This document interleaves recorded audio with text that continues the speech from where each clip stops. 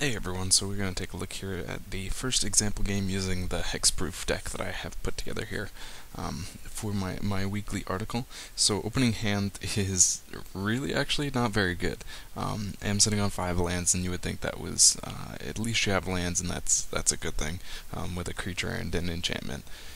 But usually this is not a hand that you want to keep. You want to narrow it down, get something with a little bit more creature base. I did actually, though, decide to keep this hand because I was actually just thinking through a couple play testing matches that I really wanted to have this opening play where you get the turn 1 plating into the turn 2 Ledgewalker. It's interesting because most games you do run into the plating being just hard cast. There's not really a need to suspend it for its 1 green cost, but this is the one instance where you are going to really get the good opportunity to suspend it with that turn 1 play. So, opponent is playing red, and that's usually a pretty good sign.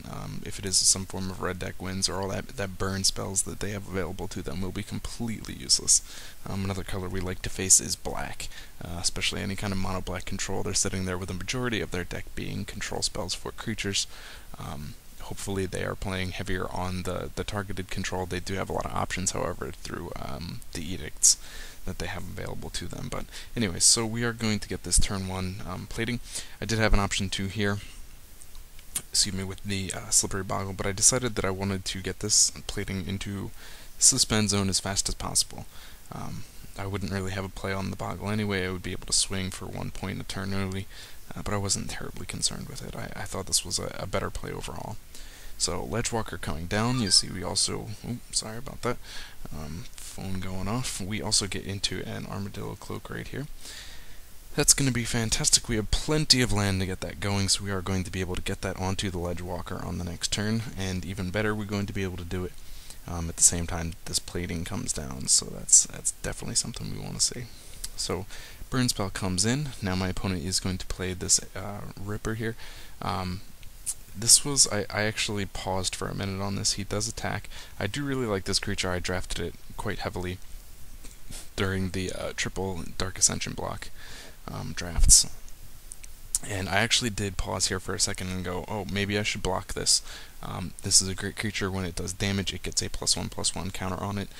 So every time it hits an opponent, it gets steadily bigger. So I have an opportunity to kill it here by chump blocking, but I realized that would be a stupid move. I was considering it and realized that if I did, it would die, the Ledgewalker would die, and then the plating would come down next turn and have no targets and be cancelled. So I would really be screwing myself over, and instead I decided to take the damage.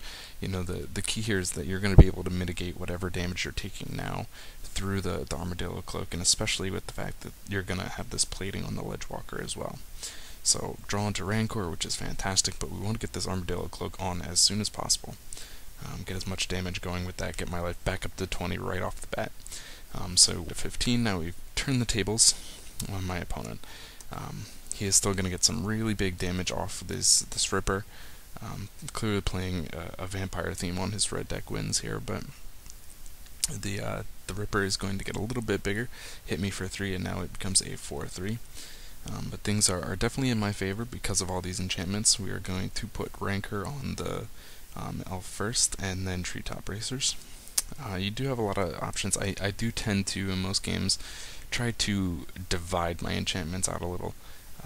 For example, putting the Boggle out and then putting an enchantment on him as well, in just a way to kind of keep it balanced. If you throw all of them onto one creature and your opponent does find some way to get rid of that creature, you have now lost all of these spells.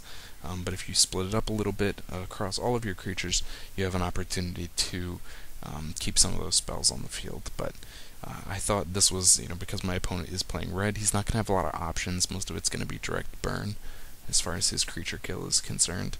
So going to swing through, he cannot block this. He's going to end up taking 8 off of all these enchantments on my little guy here. You see he is now currently an 8/6 Trampler. Rancor is definitely a fantastic ad, because if they do find some way to kill it, then you're going to be able to get that onto the Boggle.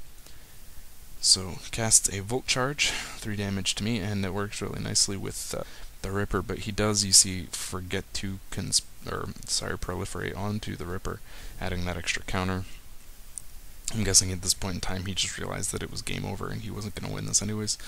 He was at 7, he had no flyers, and so I was going to be able to simply attack with the Ledgewalker next turn to get this done. So there you go, first example game with this deck.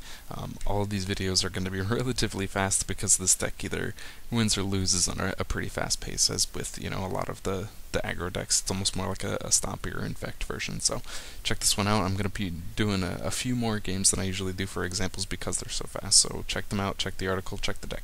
You know how it goes.